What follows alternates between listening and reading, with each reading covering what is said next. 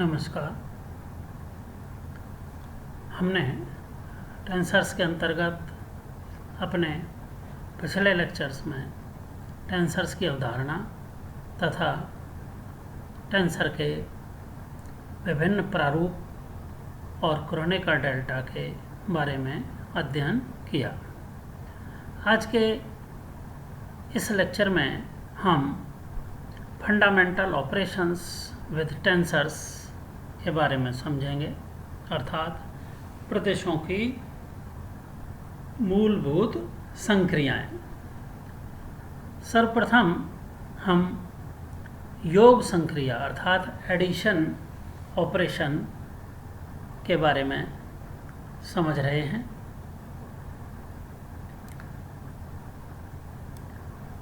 इसका कथन इस प्रकार है कि दो या दो से अधिक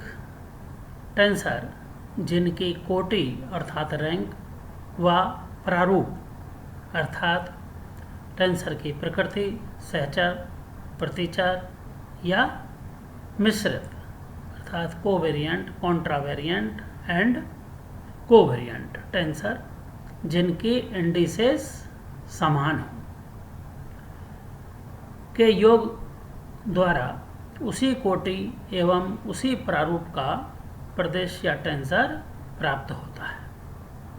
तथा योग संक्रिया में क्रम विनिमय व सहचार नियम का भी पालन होता है, अर्थात law of commutation and association law is obeyed in the addition operation. इस कथन के अनुसार हमने जैसा भी समझा कि जब दो प्रदेश जिनकी रैंक समान हो, अर्थात हम योग उन्हीं दो टेंसर का कर सकते हैं, दोनों की एक जैसी एक समान रैंक होनी चाहिए और उनका जो फॉर्म है कोवेरिएंट, कॉन्ट्रावेरिएंट या टेंसर या मिक्स टेंसर का, तो वो भी एक समान ही होना चाहिए। केवल उन्हीं दो टेंसर्स का हम योग संक्रिया द्वारा योग ज्ञात कर सकते हैं और इस प्रकार से योग संक्रिया के फलस्वरूप हमें उसी कोटि उसी प्रारूप का एक नया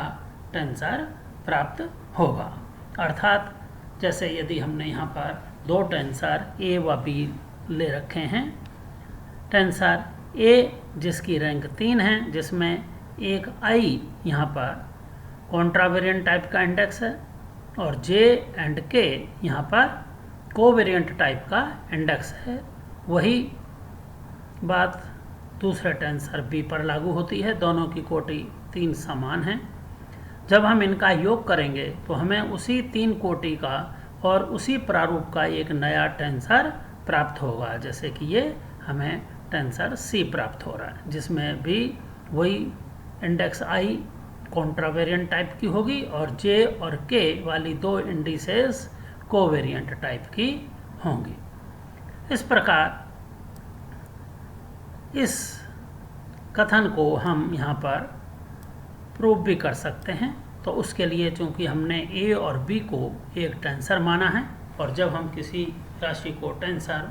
मान लेते हैं तो उसका एक फ्रेम से दूसरे फ्रेम में रूपांतरण किया जा सकता है। तो इस प्रकार से हमने यहाँ पर टेंसर ए आई जे के का रूपांतरण समीकरण 1 में दर्शाया हुआ है तथा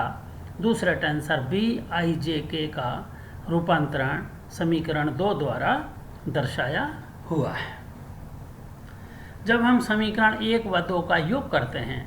तो हमें इस प्रकार से एक नई समीकरण प्राप्त होगी जिसमें कि हम यदि ए आई जे के व बी आई जे के को सी आई जे के से प्रदर्शित करें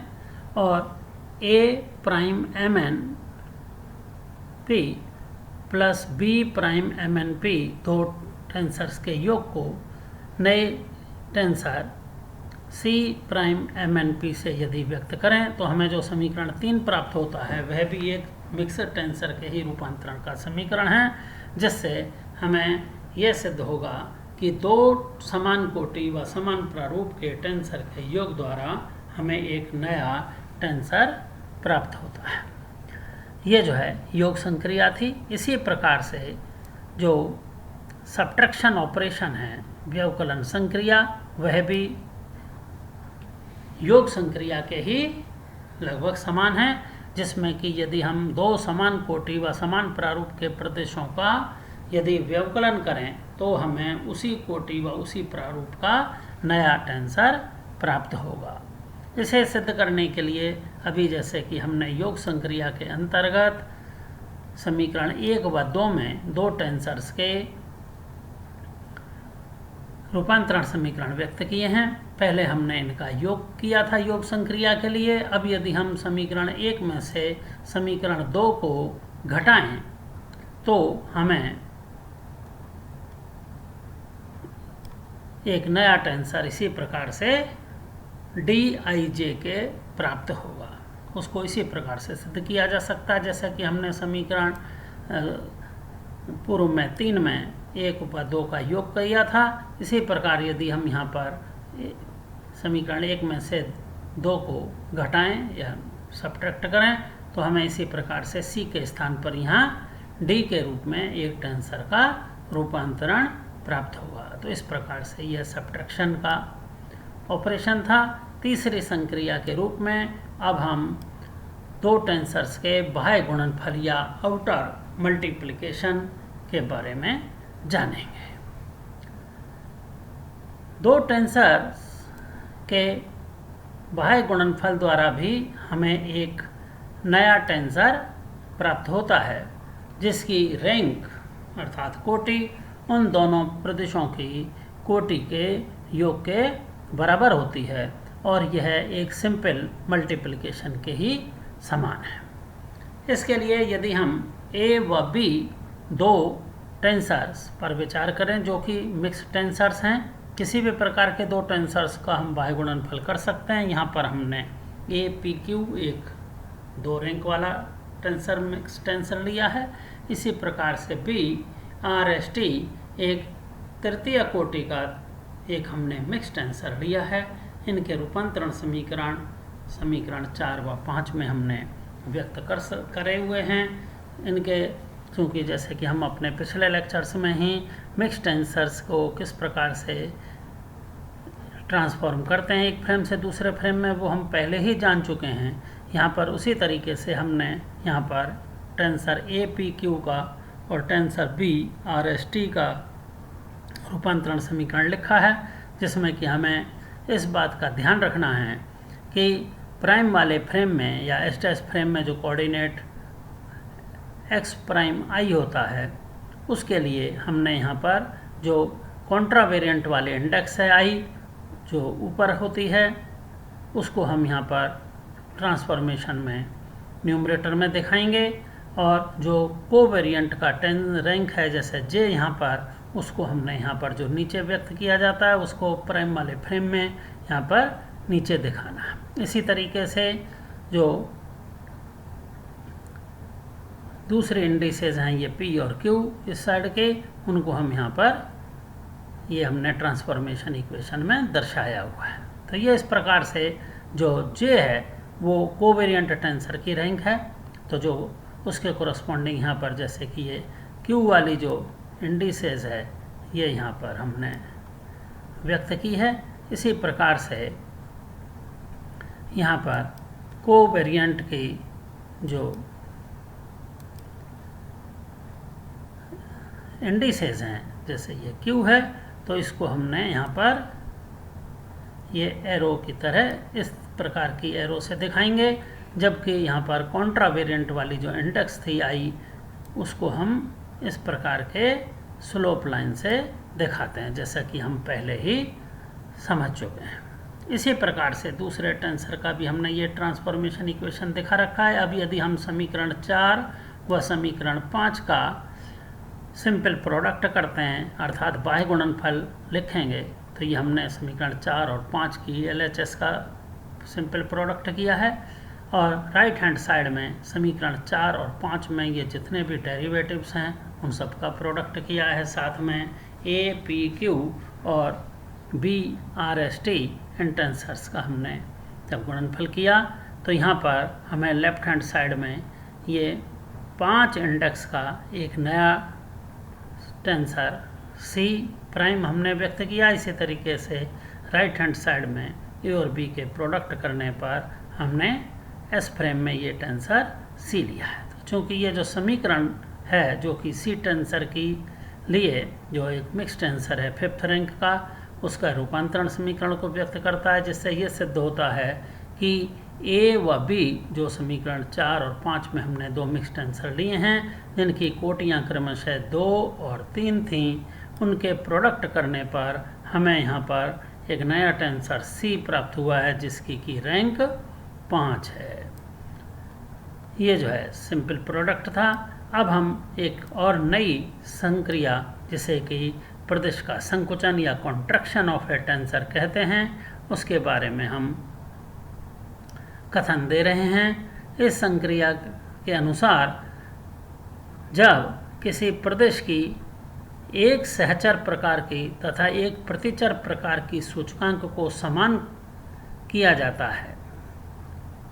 तो जो परिणामी प्रदेश प्राप्त होगा उसकी जो रैंक होगी वह मूल प्रदेश की तुलना में 2 अंक से कम हो जाएगी। अर्थात इस कॉन्ट्रैक्शन के ऑपरेशन के लिए एक मिक्स टेंसर होना चाहिए और उस मिक्स टेंसर में किसी एक कॉन्ट्रावेरिएंट टाइप की और एक कोवेरिएंट टाइप की रैंक को समान किया जाता है, तो उससे टेंसर की कोटि 2 अंक से कम हो जाएगी। उदाहरण के लिए हमने यहाँ पर ये एक टेंसर AIJK-LM लिया है जिसकी की रैंक 5 है और ये एक मिक्स टेंसर है जिसमें IJK 3 कॉन्ट्रावेरिएंट टाइप की इंडिसेस हैं तथा L व M 2 कोवेरिएंट टाइप की इंडिसेस हैं। इसका रूपांतरण समीकरण हमने यहाँ पर ये लिखा है। इस रूपांतरण समीकरण में अब यदि हम एक कॉन्ट्रावेरिएंट टाइप का इंडेक्स अर्थात मान लो R ले रहे हैं और दूसरा एक कोवेरिएंट टाइप का इंडेक्स मान लो T ले रहे हैं और जब हम इन्हें समान करते हैं तो उसके लिए जहाँ भी T लिखा हुआ है इस समीकरण में उसके स्थान पर हम R प्रयुक्त कर रहे हैं। तो ये इस प्रकार से हमने यहाँ पर ये T को R से ये रिप्लेस कर दिया है। इसी प्रकार से राइट हैंड साइड में भी जहाँ T था यहाँ पर वहाँ उसको भी हमने यह इस इंडेक्स को R से ये रिप्लेस कर दिया है। तो इस प्रकार से जब हम ये रिप्लेस कर देते हैं तो अब हमने यहाँ पर राइट हैंड साइड में ये डेल एक्स प्राइम R और यहाँ भी ये पहले से एक डेल एक्स प्राइम R लिखा हुआ है, इन दोनों को एक साथ लिया है इस दो डेरिवेटिव्स को, इसको और ये जो दो डेरिवेटिव हैं हमारे इनको हम एक साथ लेकर के अब चल रहे हैं। तो जब हम इस प्रकार से दो डेरिवेटिव्स फॉर एग्जांपल ये हमने एक ये जो डेरिवेटिव था यहाँ पर ये वाला इसको और जो ये लास्ट वाला एक डेरिवेटिव है अर्थात इन दो डेरिवेटिव्स को हमने यहाँ पर ये एक साथ ले लिया है ये वाला। तो इस प्रकार से जब हम इन्हें एक साथ ले रहे हैं यहाँ पर ये दो डेरिवेटिव, तो ऐसा लेने पर यह डेल एक्स प्राइम आर न्यूमरेटर डिनोमिनेटर में यहाँ से कैंसिल हो जाएगा और जो दो डेरिवेटिव यहाँ बचेंगे del x m upon del x के, इसको हम क्रोनेकर डेल्टा के रूप में यहाँ पर लिख सकते हैं। तो इसके स्थान पर हमने डेल्टा एम के क्रोनेकर डेल्टा एम के लिखा है। अब चूँकि हम जानते हैं कि क्रोनेकर डेल्टा का मान m बराबर के दोनों सूचकांक जब समान होंगे तो यूनिटी होता है, अगर दोनों सूचकांक डिफरेंट होंगे तो शून्य होता है। तो इस प्रकार से यहाँ पर इस क्रोनेकर डेल्टा की डेफिनेशन द्वारा हम इस समीकरण का अस्तित्व केवल तभी प्राप्त करेंगे जब हम m बराबर के लेंगे। तो इस प्रकार से m बराबर k लेने पर क्रोनिकल डेल्टा का मान 1 हो जाएगा, और इस समीकरण में जहाँ भी और m लिखा हुआ है जिस स्थान पर, उसको भी हम यहाँ पर ये k से प्रतिस्थापित कर देते हैं। तो इस प्रकार से जब हम m को k से प्रतिस्थापित करते हैं, जैसा कि हमने यहाँ पर इसको ये एरो मार्क से हम शो कर रहे हैं, ये हमने इस m के स्थान पर, ये m के स्थान पर हमने ये k प्रयुक्त कर दिया है। तो इस प्रकार से जब हमें ये समीकरण मिलेगी, और अब हम इस a prime P Q R S R को यदि हम एक नए tensor b prime P Q S से व्यक्त करें, क्योंकि इसमें जो r है वो रिपीटेड इंडेक्स है, जिससे कि हम डमी इंडेक्स कहते हैं, और डमी इंडेक्स को आगे टेंसर में शो नहीं किया जाता है। तो इस प्रकार से ये जो हमें एक नया टेंसर मिलेगा, ऐसे ही हमने ये यहाँ पर a i j k l m, इसके स्थान पर ये हमने एक नया टेंसर b प्रयुक्त किया है, जिसमें भी ये k वाली जो एक इंडेक्स थी जो डमी इंडेक्स हो गई, उसको हमने छोड़ दिया है। इस प्रकार से हमें ये जो नया टेंसर मिला है वो एक 3 कोटि के टेंसर के रूपांतरण के समीकरण के तुल्य है, जिस प्रकार से हम ये सिद्ध कर सकते हैं कि दो टेंसर्स, किसी एक टेंसर में जब हम किन्हीं दो सूचकांकों को समान कर देते हैं, तो उस नए टेंसर की जो कोटि है वो यहाँ पर 2 से कम हो जाती है। जैसे कि जो हमारा मूल टेंसर था a i j k l m, इसमें यहाँ पर हमने जब m बराबर k ले लिया है, ये m बराबर k हमने यहाँ पर जब ये प्रयुक्त किया, तो उसके फलस्वरूप यहाँ पर जो नया टेंसर मिला है b, उसकी कोटि 2 कम होकर के मात्र 3 रह गई है। तो ये जो है कॉन्ट्रैक्शन ऑपरेशन था। अब हम नया एक operation inner multiplication of tensors अर्थात प्रदेशों का अंतर गुणनफल के बारे में समझेंगे। इसका कथन इस प्रकार से है कि जब किन्हीं दो प्रदेशों का हम बाह्य गुणनफल करें और उसके तत्पश्चात उसमें संकुचन की संक्रिया की जाए, तो हमें उन दो प्रदेशों का आंतर गुणनफल प्राप्त होता है। इसके फलस्वरूप हमें एक नया टेंसर मिलता है, अर्थात इनर प्रोडक्ट के लिए, प्रदेशों के अंतर गुणनफल के लिए दो संक्रियाएं एक के पश्चात एक दोहराई जाती हैं, जिसमें हम सर्वप्रथम उन दो टेंसर्स का बाह्य गुणनफल करते हैं और उसके तत्पश्चात संकुचन की संक्रिया अपनाई जाती है। उदाहरण के लिए हमें AIJK व BLMNO का बाह्य गुणनफल सर्वप्रथम करना है। तो ये इनका सिंपल बाह्य गुणनफल हमने दर्शाया है। इसके पश्चात इसमें अब संकुचन की संक्रिया अर्थात कॉन्ट्रैक्शन ऑपरेशन लागू करने के लिए हम यहाँ पर कोई दो सूचकांक, क्योंकि एक कॉन्ट्रावेरिएंट इंडेक्स होना चाहिए और एक कोवेरिएंट इंडेक्स होना चाहिए, तो उन जब दो टेंसर्स का हम यहाँ पर प्रोडक्ट ले रहे हैं, तो इसके लिए हमने यहाँ पर एक कॉन्ट्रावेरिएंट टाइप का J और एक कोवेरिएंट टाइप का यह इंडेक्स दोनों सेम ले लिए हैं। तो इस प्रकार से जब हम इसको ये J = O की संक्रिया यहाँ पर अपनाएंगे, तो जहाँ O लिखा हुआ है ये, वहाँ पर भी हमने J प्रयुक्त किया है। तो इस प्रकार से जब हम O के स्थान पर भी यहाँ पर ये हम J प्रयुक्त कर रहे हैं, ये इस प्रकार से ये O के स्थान पर हमने यहाँ पर J प्रयुक्त किया है। और अब इन दो टेंसर्स के आउटर प्रोडक्ट और इसमें कॉन्ट्रैक्शन ऑपरेशन के पश्चात हमें ये नया प्रदेश C मिलेगा, जिसमें कि ये चूँकि J और ये हमने J = O रख दिया है, उसके पश्चात ये यहाँ पर जो नया टेंसर C मिला है, अभी इसमें हमने दोनों सूचकांकों को रखा हुआ है, लेकिन चूंकि जे ऊपर नीचे कॉन्ट्रावेरिएंट और कोवेरिएंट दोनों इंडिसेस में उपस्थित है, तो ये डमी इंडेक्स बनेगा और इसको हम फिर नए टेंसर में शो नहीं करते हैं, तो इसको विलुप्त कर दिया जाएगा। हमने जे को यहाँ पर एलिमिनेट कर दिया है। इस प्रकार से जो हमें ये नया टेंसर मिला है, जिसे कि हम बाद में डी टेंसर द्वारा भी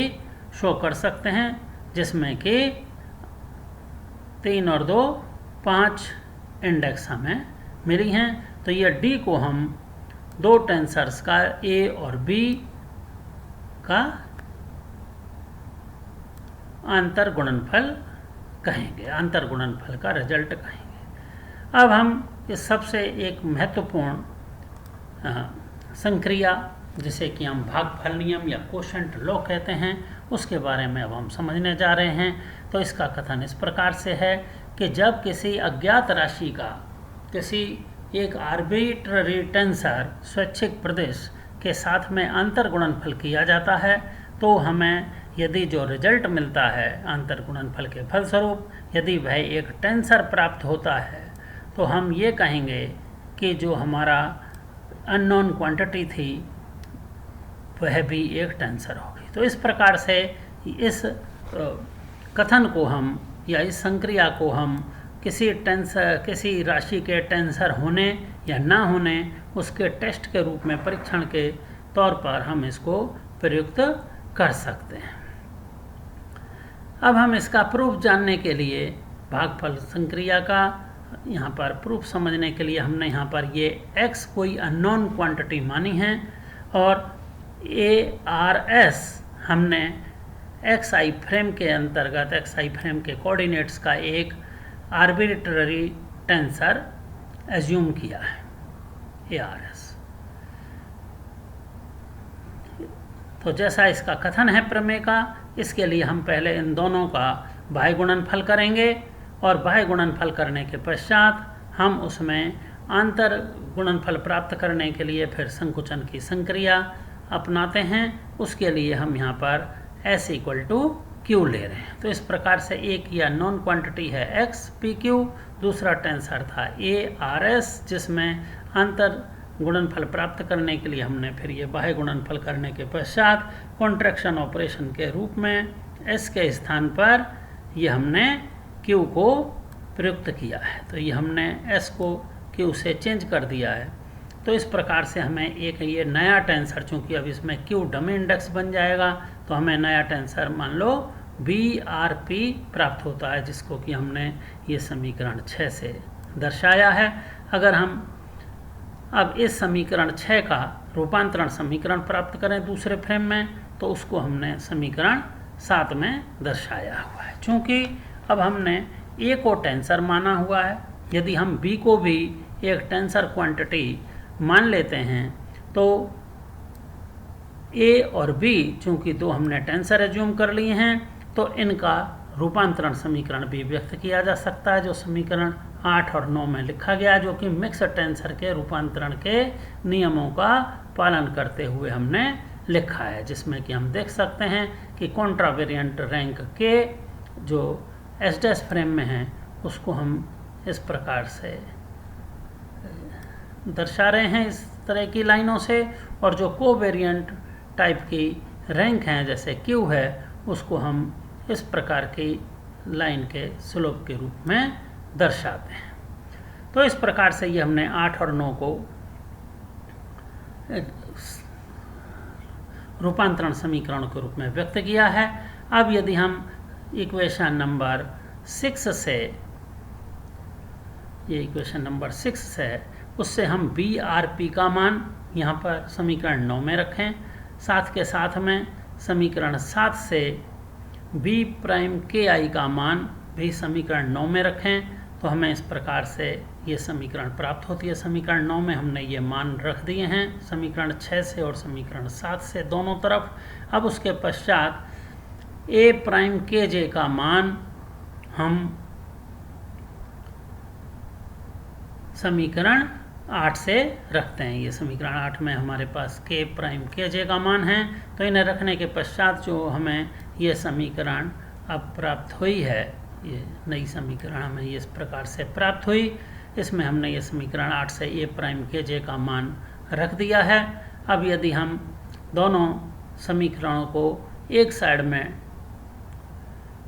LHS साइड में व्यक्त कर रहे हैं, उसके लिए हमने इस टर्म को दूसरी साइड में ट्रांसफ़र कर दिया है, जिसमें कि डेल एक्स प्राइम के अपॉन डेल एक्स आर तथा ए आर क्यू ये कॉमन है। तो ये कॉमन लेने के पश्चात जो हमें समीकरण मिली है, अब इस नई समीकरण में जैसे कि हम देख सकते हैं कि चूँकि ये डेरिवेटिव एक इसमें चूँकि ये डिफरेंट फ्रेम्स के हैं ये कोऑर्डिनेट्स, इसलिए ये शून्य नहीं होगा। और ए आर क्यू इसको हमने एक आर्बिट्ररी टेंसर माना है, ये भी इसलिए शून्य नहीं होगा। तो समीकरण की वैधता के लिए इस समीकरण में जो ये ब्रैकेटेड टर्म हैं इसका शून्य होना आवश्यक है। अब हम ये जो हमें समीकरण प्राप्त हुई है उसके पश्चात अब हम इसमें इन दोनों टर्म्स को यहाँ से एलिमिनेट करने के लिए हम इसके दोनों ओर del x prime L upon del x T से अगर हम बाह्य गुणनफल करें तो उसके लिए हमने इस समीकरण में चूँकि दो टर्म हैं, इस वाली टर्म को हमने पहले दूसरी साइड में इधर ये ट्रांसफ़र कर दिया है। और अब हम ये जो टर्म हैं इससे हमने दोनों साइड में इस समीकरण के मल्टीप्लाई कर दिया है। तो ऐसा करने के पश्चात अब यहाँ पर लेफ्ट हैंड साइड के अंदर हम ये डेल एक्स क्यू और डेल एक्स टी इसको एक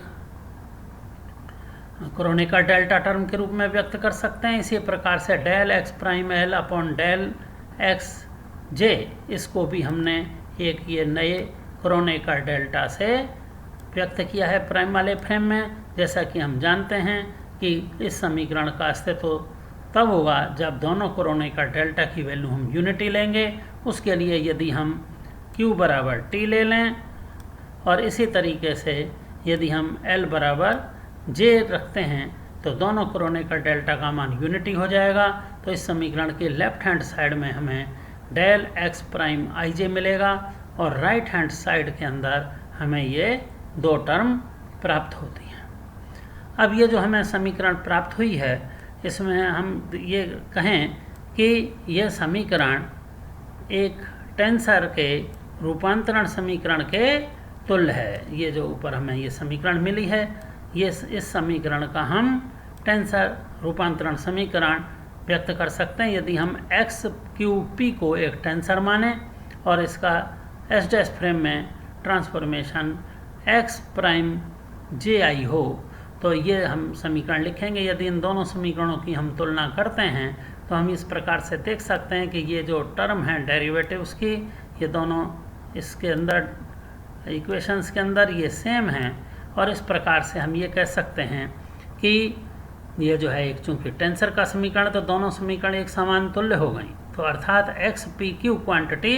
टेंसर एक्स क्यू पी के रूप में व्यक्त की जा सकती है जो कि एक मिक्स्ड टेंसर है और ये उसके रूपांतरण का समीकरण है। तो इस प्रकार से हम कह सकते हैं कि quantity x P Q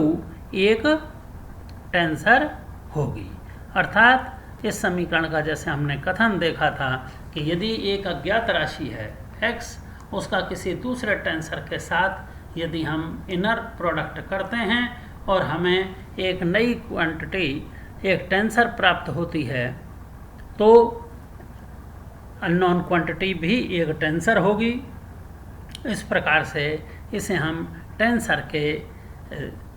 test के तौर पर इसको उपयोग कर सकते हैं। तो यही भागफल संक्रिया का नियम है और ये इसकी इम्पोर्टेंस है। धन्यवाद।